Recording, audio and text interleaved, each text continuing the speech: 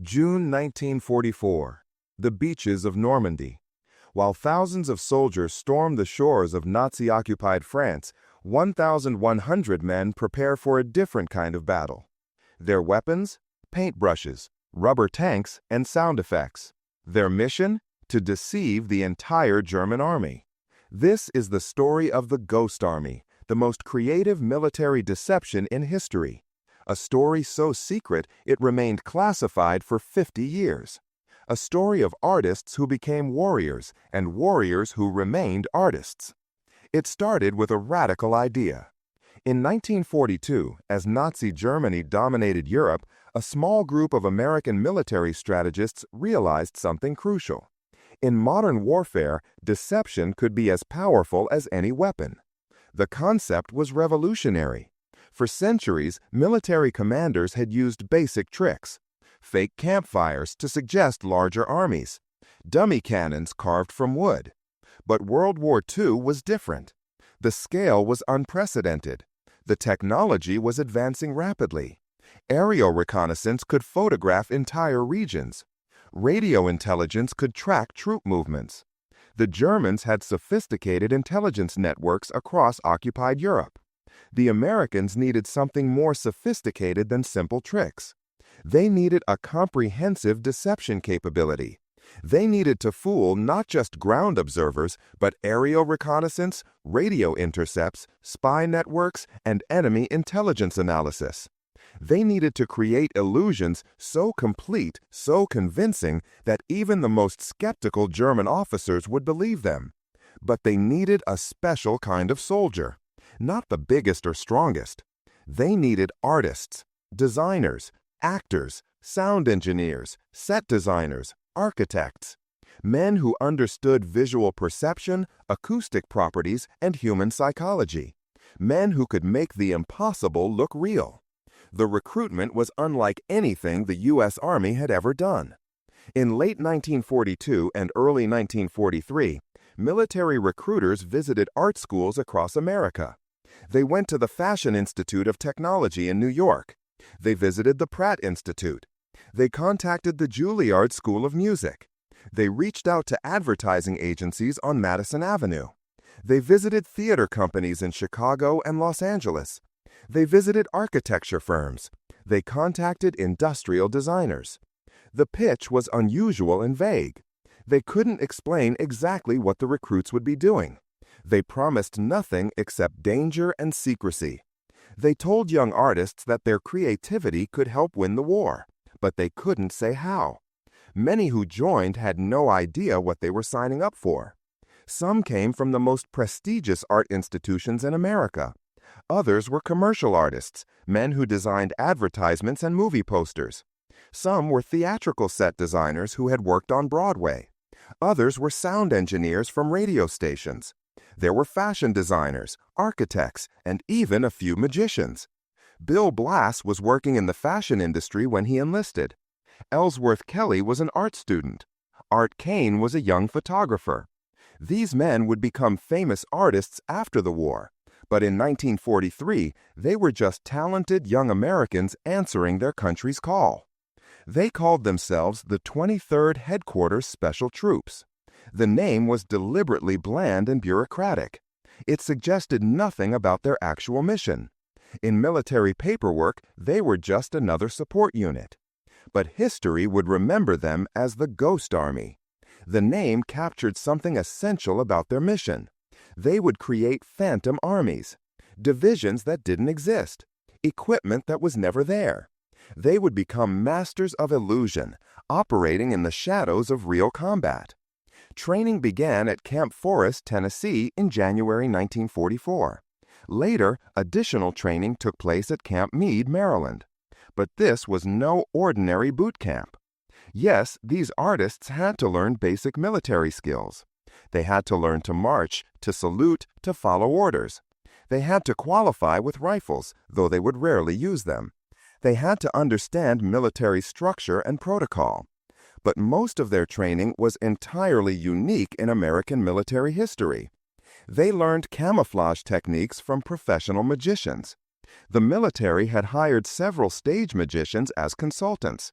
Men who understood misdirection and visual deception at the deepest level. These magicians taught the Ghost Army soldiers how humans perceive reality, how the eye can be fooled, how expectations shape what people see. They learned that people see what they expect to see. A German pilot flying over a fake tank installation wouldn't look for evidence it was fake. He would look for confirmation it was real. This psychological insight became fundamental to their work. They studied psychology and human perception in depth. They learned about visual perspective, how objects appear from different angles and distances. They learned about shadows and how they reveal shape and depth. They learned about infrared photography and how heat signatures could expose fakery. They learned about acoustic properties, how sound travels through different terrain, how weather affects audio perception. They learned about radio signal propagation and how to create convincing radio traffic patterns. They learned how to think like their enemy. They studied German reconnaissance procedures.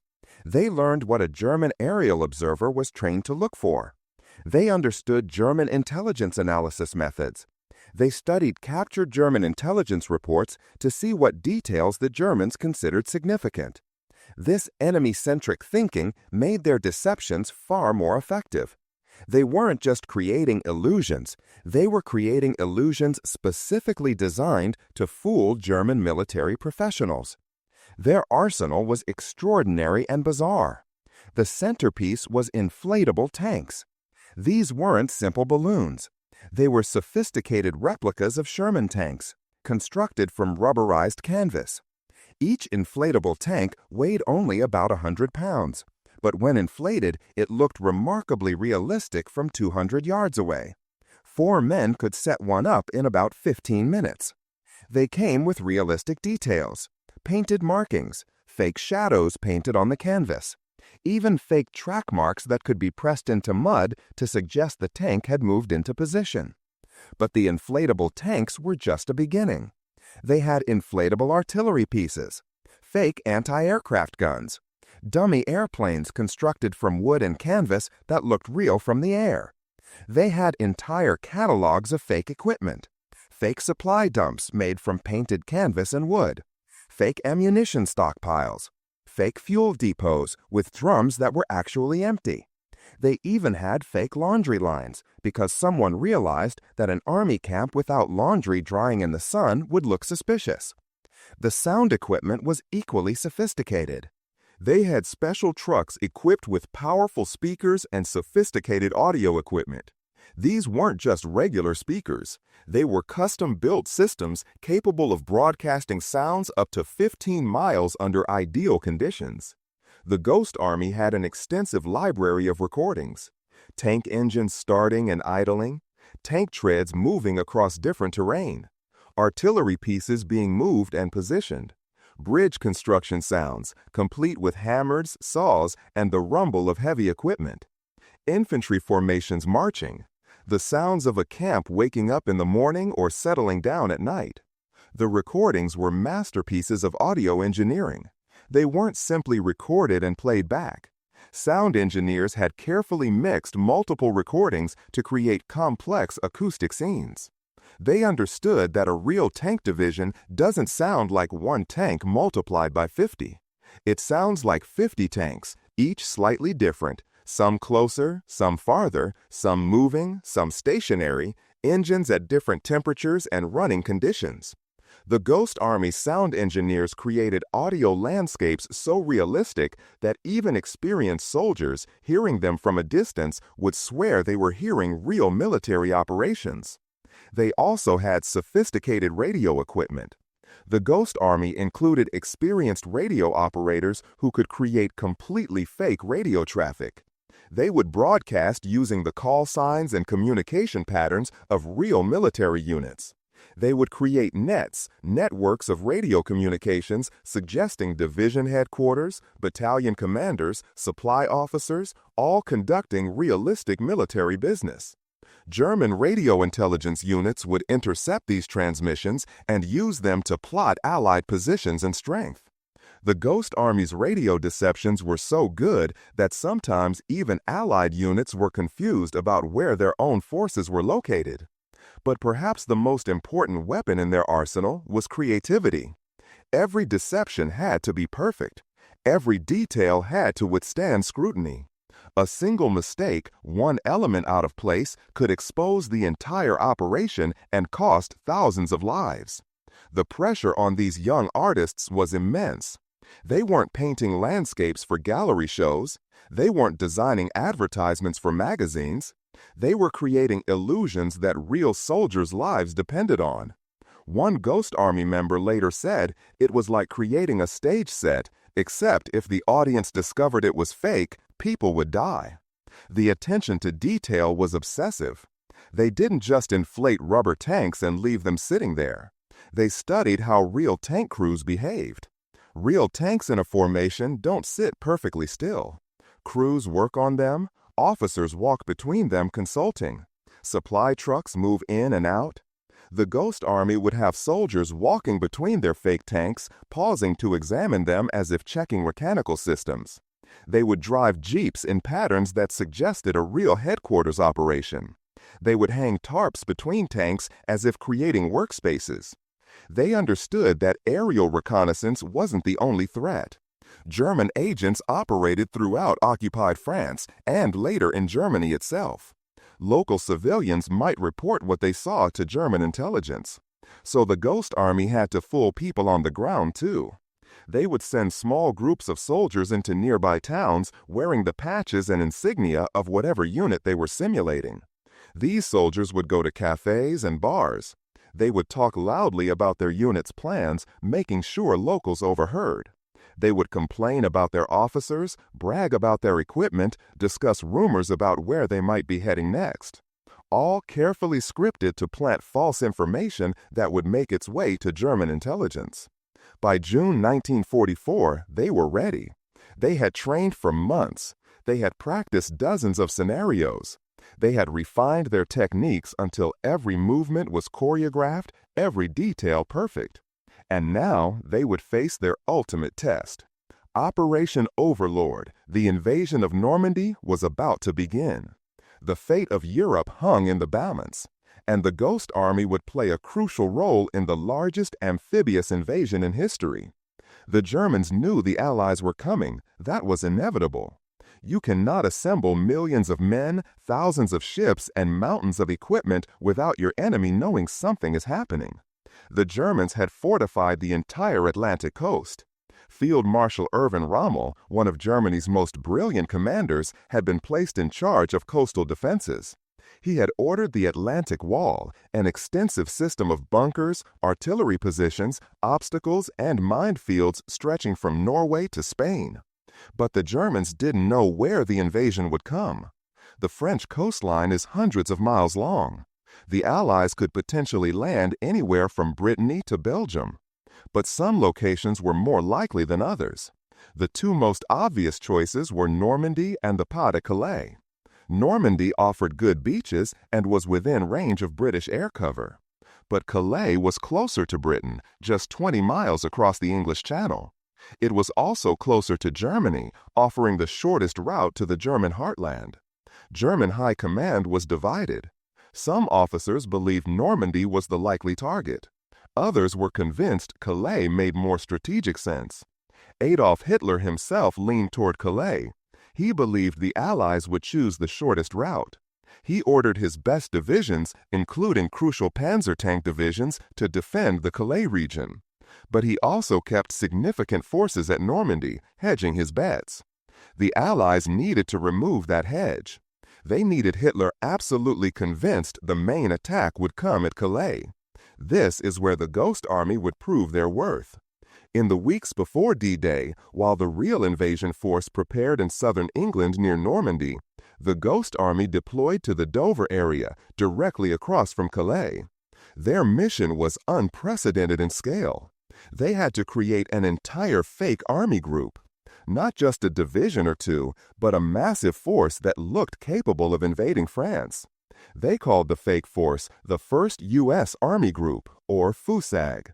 On paper, it was commanded by General George Patton, one of America's most famous and aggressive commanders. The Germans respected and feared Patton. They believed if America was planning a major offensive, Patton would lead it. So making him the fake commander added enormous credibility to the deception.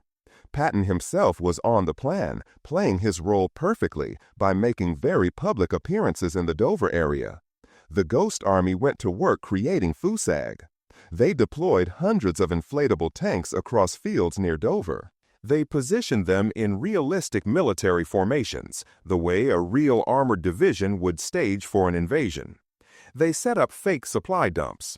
They filled harbors with dummy landing craft, constructed from wood and canvas, but looking remarkably real from German reconnaissance aircraft flying over at high altitude. They created fake headquarters buildings, complete with radio antennas and communication equipment. The attention to detail was extraordinary. They didn't just create static displays. They understood that a real army is constantly in motion. So every day, they would rearrange some of the fake equipment. They would move inflatable tanks to new positions, as if units were training and rehearsing. They would set up new dummy installations and dismantle old ones, suggesting an army in constant preparation. They flew barrage balloons, the large balloons used for air defense, in patterns that suggested important installations worth protecting. The sound operations were equally elaborate. Every night, their sound trucks would broadcast recordings suggesting massive military activity. Tank engines, vehicle movements, bridge construction. The sounds of an army preparing for the largest amphibious operation in history. These sounds carried for miles across the quiet English countryside. German listening posts across the channel could hear them. German agents in England reported them. Every piece of intelligence pointed to massive military preparation in the Dover area. The radio deception was perhaps most crucial. The Ghost Army's radio operators created an elaborate communications network for FUSAG.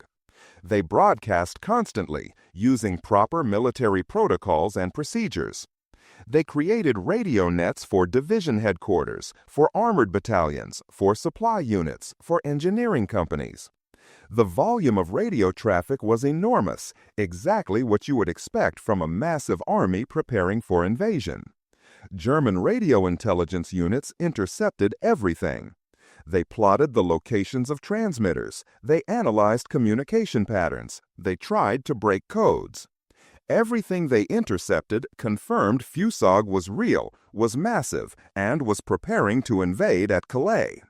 But the deception went even deeper. British intelligence had turned nearly every German spy in Britain. These double agents now worked for the Allies, sending false information back to Germany. Some of these agents confirmed FUSAG's existence. They reported seeing tank formations near Dover. They reported overhearing Allied soldiers talking about the Calais invasion. They provided detailed reports that corroborated everything the Germans were seeing from reconnaissance and hearing from radio intercepts.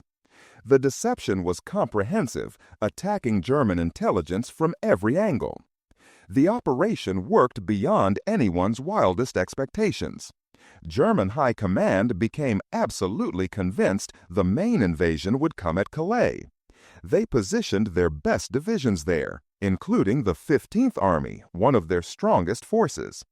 They kept crucial panzer divisions near Calais, ready to counterattack when the invasion came. Hitler himself became obsessed with defending Calais. He believed the evidence was overwhelming. When D-Day came, when Allied forces stormed the beaches of Normandy on June 6, 1944, the Germans were caught off guard. Yes, they had forces at Normandy. Rommel had prepared defenses there. But the defenders were overstretched and undermanned. The best German divisions were still near Calais, waiting for an invasion that would never come. The beaches of Normandy ran red with blood, and the fighting was desperate and brutal. But it could have been far worse.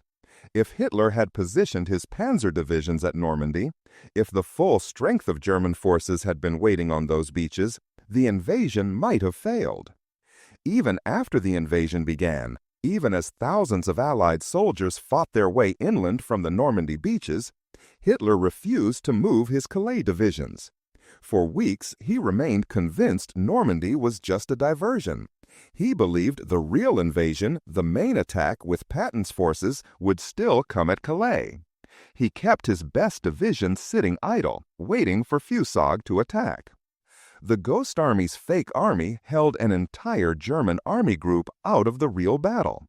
Some historians believe this was the single most successful deception operation in military history. The Ghost Army had succeeded beyond anyone's dreams. Their fake army had fooled the entire German military apparatus. Historians estimate their D-Day deception saved tens of thousands of Allied lives. Some estimates go even higher. The beaches of Normandy would have been even more heavily defended if Hitler had moved his Calais forces there.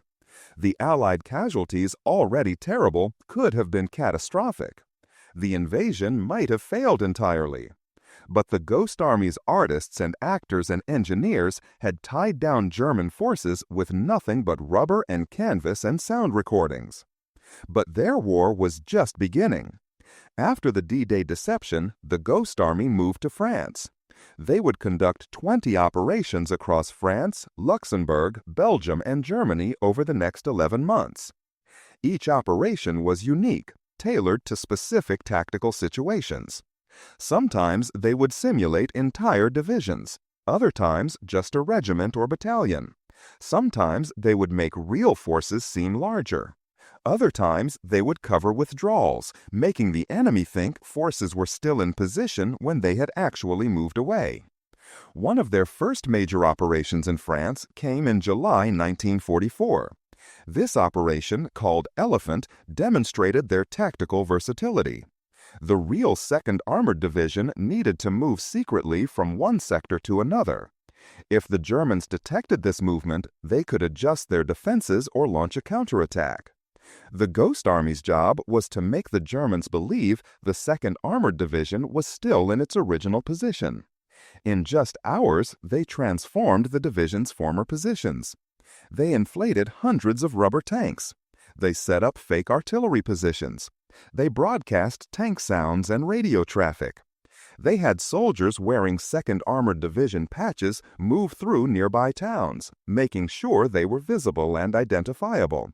For 3 days, they maintained the illusion that a full armored division was still in position, while the real division moved over 50 miles away. When the 2nd Armored Division attacked from its new position, the Germans were completely surprised. They had thought that division was somewhere completely different. Operation Brest came in September 1944. The real 2nd Armored Division needed to move again, this time to support operations near the German border. Again, the Ghost Army took their place. But this operation was more complex because it lasted longer and occurred closer to enemy lines. The Ghost Army maintained their deception for over a week. Every day they had to vary their routine to look realistic. They couldn't just set up fake equipment and leave it. Real military units constantly adjust, train, maintain equipment, receive supplies. So the Ghost Army developed elaborate routines. In the mornings, soldiers would walk among the inflatable tanks as if conducting inspections. They would unfold tarps as if creating workspaces. At certain times, they would drive jeeps and trucks between positions, creating dust and activity. They would periodically rearrange equipment as if units were repositioning for training. At night, they would show lights and sounds suggesting a camp settling down. The deception was theatrical, but the theater had to run perfectly 24 hours a day. The psychological pressure on Ghost Army soldiers during these operations was intense. They were operating close to enemy lines, often within artillery range. They couldn't defend themselves effectively because deploying real weapons in strength would give away their fake positions. If the Germans discovered the deception, if they realized they were facing rubber tanks instead of real armor, the Ghost Army soldiers could be massacred. They would be overrun by forces that outnumbered and outgunned them. The fear was constant and very real. One Ghost Army soldier, Harold Dahl, kept a detailed diary throughout the war. His entries reveal the constant tension. "We are creating a target," he wrote during one operation. "We are trying to draw enemy attention, enemy fire, to nothing but canvas and air. But we are flesh and blood. If they discover us, we have no escape." Another soldier later recalled lying awake at night, hearing German artillery in the distance, knowing that at any moment those guns could target their fake positions, and they would have nowhere to hide. But they held their nerve. The training, the attention to detail, the professionalism paid off. Operation after operation, they fooled the Germans. In October 1944, they conducted Operation Wiltz in Luxembourg. This was a more defensive deception. Allied forces were stretched thin, holding a long front line with insufficient troops. The Ghost Army moved into a quiet sector and simulated an entire division. They set up their fake equipment, broadcast their sounds, transmitted their radio traffic. The Germans, monitoring the sector, saw what appeared to be a full division in position. They adjusted their own positions accordingly, shifting forces away from what they thought was a heavily defended area. Meanwhile, real Allied units concentrated in other sectors where they were actually needed. Operation Viersen in March 1945 was perhaps their most dangerous operation. The real 30th Infantry Division needed to cross the Rhine River at a specific location. The Rhine was Germany's last major natural barrier. Getting across was crucial, but heavily opposed river crossings are among the most difficult military operations. The Ghost Army's job was to simulate the 30th Division at a different crossing point, drawing German attention and forces away from the real crossing. They set up their fake positions just 400 yards from German forces across the Rhine. So close they could hear German voices at night. So close that German binoculars could see them. The deception had to be perfect because the Germans were watching constantly. For 3 days and nights, they maintained the illusion. They inflated tanks within sight of German positions. They had soldiers moving around in 30th Division uniforms. They broadcast sounds suggesting a major unit preparing to cross the river. They transmitted radio traffic about bridge construction and crossing plans. The psychological pressure was crushing. They were the closest to enemy forces they had ever been. German artillery could hit them in seconds if the deception was discovered. At night, lying in foxholes, they could hear German patrols moving on the other side of the river. Every sound, every shadow could be the enemy realizing the truth. Some soldiers later said those 3 days felt like 3 months. But they held their positions. They maintained the deception. And when the real 30th Division crossed the Rhine at a different location, they met far less resistance than expected. German forces had been watching the Ghost Army's fake crossing point, believing that was where the main attack would come. As Allied forces pushed deeper into Germany in early 1945, the Ghost Army's operations became more complex and more dangerous. They were now operating in enemy territory, surrounded by hostile civilians and German forces that were fighting desperately to defend their homeland. The risk increased with every operation, but so did their skill and confidence. By this point, they were veterans. They had conducted dozens of deceptions. They knew what worked and what didn't. They could set up a fake division in hours. They could improvise when situations changed. They had become the world's experts in military deception. In the Hürten Forest, one of the bloodiest battle zones of the entire war, the Ghost Army created elaborate sonic deceptions. The forest was dense, dark, and confusing. Both sides struggled to understand what was happening in the maze of trees. The Ghost Army used this confusion to their advantage. They positioned their sound trucks throughout the forest, broadcasting recordings of tank columns, bridge building, and infantry movements. The sounds echoed strangely through the trees, making it nearly impossible for German forces to pinpoint where real Allied units were located. Meanwhile, real American units moved through different sectors, using the confusion to maneuver and attack from unexpected directions. The creativity of individual Ghost Army members continued to amaze throughout the war. Art Kane, the young photographer who would later become famous for his iconic images, designed camouflage patterns that made real tanks look like supply trucks from the air. He understood that aerial observers looked for certain visual signatures. Tanks had distinctive shapes and sizes. So Kane painted real tanks with patterns that broke up their outlines, making them look like less threatening vehicles. He also created fake damage on buildings, painting scorch marks and collapsed walls so German bombers would think targets were already destroyed and not worth attacking again. Jack Massey, a sound engineer, became a master of acoustic deception. He understood that sound travels differently depending on terrain, weather, and atmospheric conditions. He knew that sound over water travels farther than sound over land. He understood how temperature inversions affect acoustic propagation. He calculated exactly where to position speakers so German listeners would misjudge distances and directions. He mixed recordings to create specific acoustic illusions. At night, when sound carries farther and hearing becomes more important, his sound tricks could make a company of men sound like a division, or make a division seem to disappear entirely. Ellsworth Kelly, the future abstract artist, spent his time painting camouflage on real equipment and designing visual deceptions. He later said his experience with the Ghost Army influenced his artistic style. He learned to see the world in terms of shape, color, and visual perception. He learned how the human eye processes information, how it can be fooled by clever use of pattern and contrast. After the war, when he became one of the most important abstract artists of the 20th century, critics noted his use of bold shapes and high contrast. Kelly said he learned those techniques painting fake shadows on rubber tanks. The personal stories of Ghost Army members reveal the human side of this unusual unit. Many kept diaries or sketches, documenting their experiences even though it was technically forbidden due to security. These personal records, declassified decades later, show young men grappling with fear, boredom, pride in their work, and a surreal sense of fighting a war through art rather than violence. One soldier wrote about the strange feeling of spending all day arranging fake equipment to draw enemy fire, then spending evenings sketching the French countryside. The disconnect between the beauty of their surroundings and the deadly purpose of their work created a strange psychological tension.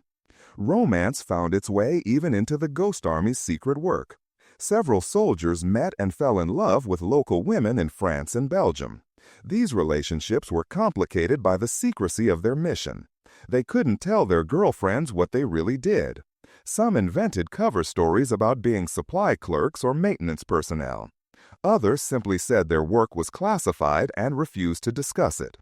After the war, a few of these relationships survived and led to marriages. Others ended when the war did, the young women never learning the truth about their mysterious American soldiers. The Ghost Army also had to deal with the mundane realities of military life. Despite their unusual mission, they were still soldiers subject to military discipline and routine.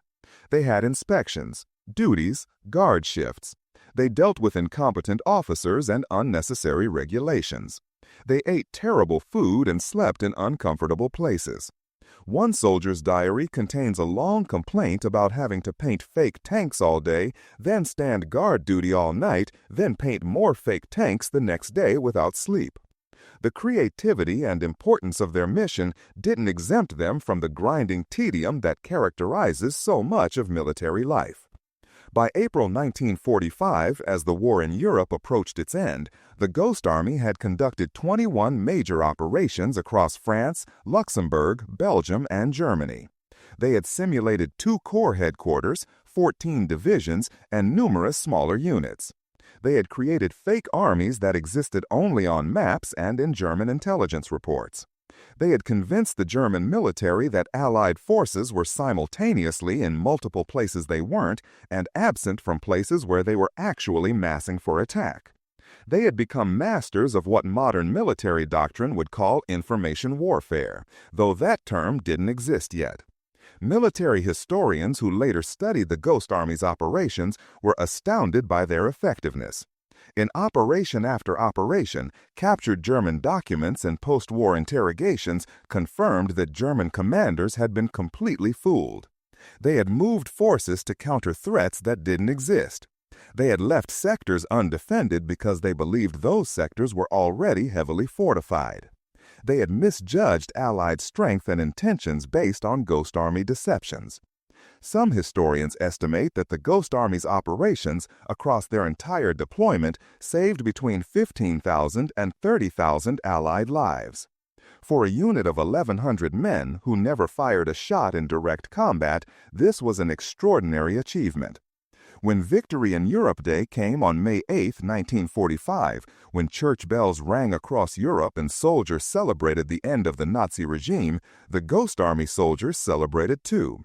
But they celebrated in silence, unable to share their secret even in victory.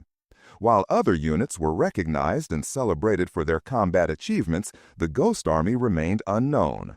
They were ordered to destroy their equipment, burn their documentation, and never speak of their operations. Every inflatable tank was deflated and burned. Every sound recording was destroyed. Documents were incinerated. The evidence of their work was systematically eliminated. The classification was absolute. The Ghost Army was declared top secret. Members were told that discussing their operations could result in court-martial and imprisonment. They were told the techniques they had developed might be needed in future conflicts. The secrecy had to be maintained. So these 1,100 men, who had contributed enormously to Allied victory, went home carrying a secret they couldn't share. For 50 years, they remained silent. They went home to America, returning to their interrupted lives. Bill Blass built a fashion empire, becoming one of the most famous designers in America. His elegant gowns graced first ladies and Hollywood stars. But he never told anyone that he had spent the war painting fake tanks and creating visual deceptions. Ellsworth Kelly became one of the most important abstract artists of the 20th century. His work displayed in major museums worldwide. But his Ghost Army experience remained secret. Art Kane photographed legends like Bob Dylan and Jim Morrison, creating some of the most iconic images in music history. But he couldn't photograph or discuss his war experiences. Other Ghost Army veterans became successful in various fields. Some became commercial artists. Others became architects, using the spatial thinking skills they had developed during the war. Some became engineers, putting their technical skills to civilian use. A few remained in the military, going on to careers in intelligence or special operations. But none of them could tell their families, their friends, or their colleagues about what they had really done during the war. The psychological burden of carrying such a significant secret was substantial. Some Ghost Army veterans later described feeling isolated, unable to share experiences that had shaped their lives. When other veterans gathered to reminisce about their war experiences, Ghost Army members had to remain silent or invent vague cover stories. They watched documentaries and read histories of World War II that didn't mention their unit. They saw their contribution erased from public memory. Some found this deeply frustrating. Others accepted it as part of their service, understanding that secrecy was as much a duty as the original mission had been. Their families didn't know. Their children grew up not knowing what their fathers had really done in the war. Many Ghost Army veterans told their children they had been in supply units or headquarters staff, boring desk jobs far from combat. The children never suspected their fathers had been part of one of the most creative and successful military operations in history. The wives didn't know. One Ghost Army veteran's wife later said that for 40 years she thought her husband had spent the war doing paperwork in England. When she finally learned the truth, she was amazed and somewhat angry that he had kept such an extraordinary secret from her for so long. The secret began to crack in the 1980s. By then, some Ghost Army veterans were retiring or approaching old age. They began to feel that the story deserved to be told. A few started sharing information privately, carefully, testing what they could say without facing legal consequences. Some wrote memoirs that they kept private, intending to pass them to their children but not publish them. A few researchers stumbled onto declassified documents that hinted at unusual military deception operations, though the documents were heavily redacted and didn't reveal the full story. Rick Beyer, a filmmaker, became interested in the Ghost Army in the early 1990s. He started investigating, tracking down surviving veterans, finding fragments of information in military archives. He began documenting their stories, realizing he was preserving history that was in danger of being lost entirely. Many Ghost Army veterans were elderly. Some had already passed away, taking their stories with them. Beyer's work helped pressure the military to fully declassify the Ghost Army's operations. Finally, in 1996, over 50 years after the end of World War II, the Ghost Army's operations were fully declassified. The documents were released. The story could be told. The veterans, now in their 70s and 80s, could finally speak openly about what they had done. The revelation stunned military historians and the public alike. Here was one of the most successful military units in American history, and almost nobody had heard of them. They had conducted psychological warfare before the term existed. They had used multimedia deception decades before the digital age. They had proven that in war, creativity could be as powerful as firepower. The surviving Ghost Army veterans could finally tell their stories. They gathered for reunions, the first gatherings where they could speak openly about their shared experiences. These reunions were emotional events. Men who had served together but never discussed their work finally compared notes. Many wept as they finally spoke openly about the fear, the pressure, the extraordinary things they had done. Some learned for the first time about operations their fellow soldiers had conducted in different sectors. The full picture of their collective achievement finally became clear. George Martin, who had been a sound engineer in the Ghost Army, gave interviews after declassification. For 50 years, he said, I couldn't tell anyone that I had helped win the war with a record player and a speaker. My grandchildren thought I had a boring desk job during the war. They thought I had done nothing interesting or important. When the truth came out, when they learned that their grandfather had been part of something so incredible, they couldn't believe it. My grandson asked me why I never told them. I explained that I had been ordered not to, and I had followed orders for 50 years. Bill Blass, by then a fashion icon, finally revealed his Ghost Army service. Reporters were astonished. Here was a man famous for elegant ball gowns and refined taste, and he had spent his youth creating elaborate military deceptions. Blass said the experience had taught him about visual perception and attention to detail, skills that served him throughout his fashion career. He said he had always wondered if he would ever be able to tell the story, and he was relieved that it finally came out before he died. Ellsworth Kelly was interviewed about his Ghost Army experience. He talked about how the work had influenced his art. The bold shapes, the high contrast, the careful manipulation of visual perception that characterized his famous paintings had roots in his camouflage work during the war. He said that painting fake shadows on rubber tanks had taught him how light and shadow create form, how the eye can be fooled by clever manipulation of visual elements. His abstract art, which seemed so disconnected from representation, was actually informed by years of creating extremely realistic deceptions. The declassification brought recognition, but it also brought some controversy. Some military historians questioned whether the Ghost Army's achievements had been exaggerated. They argued that German intelligence was poor by 1944, and that the deceptions might have worked simply because the Germans were already confused and overwhelmed. But detailed analysis of captured German documents and interrogation records confirmed that the deceptions had been highly effective. German commanders had made specific decisions based on Ghost Army deceptions. They had moved forces, allocated resources, and planned operations around intelligence that the Ghost Army had deliberately fed them. Museums began collecting Ghost Army artifacts. The National World War II Museum in New Orleans created an exhibit. Other museums followed.